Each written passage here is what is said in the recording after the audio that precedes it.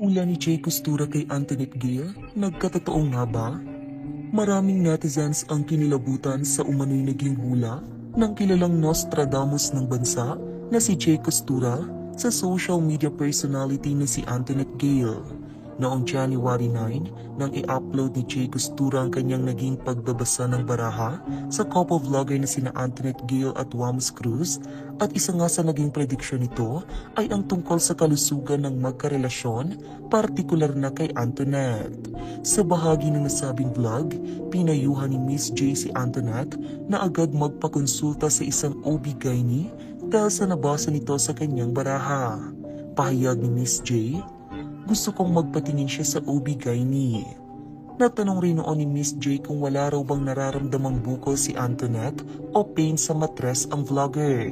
Sagot dito ni Antoinette, di ko po alam pero laging sumasakit puson ko. Ilang linggo lamang nga ang lumipas matapos ang ginawang card reading sa dalawa ay agad kinilabutan ang maraming netizens dahil tila nagkatotoo raw ang mga babala nito sa couple vlogger, lalong higit kay Antoinette Gale. Noong Sabado kasi ay muling sumailalim si Antoinette sa operasyon dahil sa kanyang matagal nang iniindang karamdaman. At ito nga ay ang sakit na Bartholin cyst. Ang Bartholin cyst ay isang uri ng cyst na tumutubo sa magkabilang gilid ng butas ng mga babae. Kwento ni Antoinette na pagkatapos niyang manganak kay baby Mature at nang muling datna ng menstruation, nakapana lamang niya sa kanyang ari ang isang bukol na kung ilarawan pa niya ay sobrang laki. Noong una ay hindi ito pinansin ni Antoinette dahil sa hindi naman raw ito sumasakit.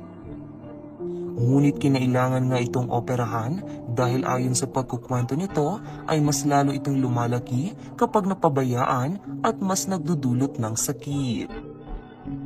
Tama pala hula sa'yo, napanood ko sa vlog ni Wamos na need mo magpa-check up sa OB. May probe siya sa tiyan mo, Antoinette Gale. Kaya nga nagkatotoo talaga, galing talaga ni Madam J. Costura.